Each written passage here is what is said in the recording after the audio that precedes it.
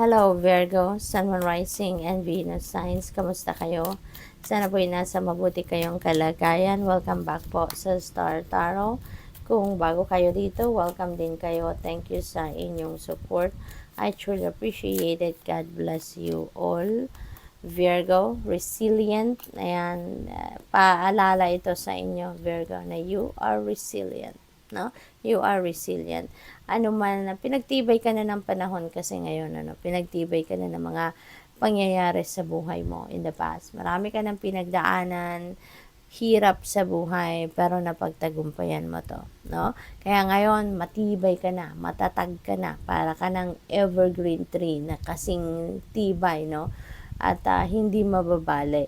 So, paalala ito sa iyo, Virgo. Okay? Kahit anuman ang challenging situation na meron kayo sa ngayon, rest assured, no, na kayang-kaya mong lagpasan yan. Kayang-kaya mong dalhin yan sa buhay ninyo. Okay? Kasi matibay ka, matatag ka. Reconnect. Ayan. So, maaaring ang iba sa inyo dito. It feels like to me, this is reconnection with yourself. Okay? Maaaring sa sobrang dami ng ginagawa ninyo, sa sobrang dami ng kabisihan ninyo, na marami kayong inaasikaso, ginagawa, yung mga ganon. Siguro, nasasabi na ninyo sa inyong sarili ngayon na parang hindi ko nakilala ang sarili ko. No? Kapag ganyan, kailangan mo mag-reconnect sa soul ninyo, kailangan niyo mag-reconnect sa higher self ninyo, sa higher consciousness. Kasi parang nandoon na kayo sa punto na parang may imbalance na nangyayari dito, no? Ungrounded kayo, yung ganun. Kaya you need to ground yourself and reconnect with yourself. Okay? What else? We have growth. The tallest oak tree, once it started as a seedling, so don't be afraid to start something new. Wow, napakaganda. Kasi you are up for growth. You are up for change sa ngayon, Virgo. At papunta kayo sa pagtatribe, sa pag-evolve, no, into the best version of yourself. Maaring maraming opportunities dito para mag-expand kayo, mag-grow kayo, no? There is a new beginning energy din dito sa growth energy na to. Kaya maaring meron kayong mga bagong sisimulang bagay-bagay, no? Endeavor man yan, enterprise, trabaho, career, negosyo, whatever it is. Or baka on a personal level. Baka doon ang mga pagbabagong sisimulan ninyo sa ngayon. We have idle hours. Take some time out to lie on the emerald grass. Ayan, badly needed. No, this is badly needed. Kailangan ninyo magpahinga. Kailangan ninyong i-ground talaga ang inyong sarili, Virgo. Reconnect.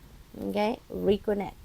Kailangan ninyo na pagtuunan ng pansin ang inyong well-being sa ngayon. You need to spend time with nature, no? Spend time with nature kasi nature is very therapeutic, very healing, very rejuvenating, no? At kailangan ninyo na mag-spend time with it para sa ngayon ma-suck up yung stress sa inyong katawan. Okay? Tower energy, speaking of change, no? Meron kayong change na magaganap sa buhay ninyo. At ang change na to, parang magugulo kayo dito kasi hindi ninyo ito inaasahan. There is a surprise element sa tower energy. Kaya maaaring ma-confuse kayo rito, maaaring mawindang kayo, no? But at the end of the day, Virgo, kung ano man ang pangyayaring ito, ano man ang pagbabagong ito, this is going to bring you to where you need to be. Kasi you will be aligned with your destiny. Dadalhin ka ng event na to sa inyong destiny, no, Virgo? Kaya sa una lang, mapapagod ka, makukonfuse ka, mawiwindang ka. But at the end of the day, you will realize na sana pala noong pa ito nangyari. You have Knight of Wands. There is trouble na mangyayari dito for you, Virgo. Maaaring meron kayong adventure, meron kayong long drive, no? Maaaring magta-travel kayo by by land, So, baka maraming adventure kayong gagawin sa ngayon, no?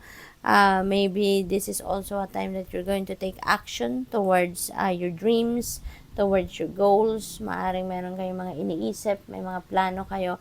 And ngayon, no, kung dati nagpo-procrastinate kayo, nag-hesitate kayo, ngayon, you're going to take action towards that na, no? We have justice. You're getting what you deserve. Makukuha nyo kung ano ang para sa'yo sa ngayon, no? Maganda kasi maganda ang consequence ng mga gagawin ninyo sa ngayon. Maganda ang magiging resulta or epekto ng mga gagawin ninyo sa ngayon. Maaari din na ano kayo ngayon, merong mga legal issues siguro na kinakaharap ang iba sa inyo dito. And rest assured, no, na ang desisyon ay malapit nang lumabas at yan ay pabor para sa'yo. Alright? And maaari din na meron kayong decision making din na kailangang harapin sa ngayon. And you're going to make sure na yung decision na yan ay magagawa ninyo in all fairness. Magagawa ninyo ng tama lang, ng sakto lang. We have 9 of Wands in reverse. Ayan. So, napapagod na kayo, Virgo.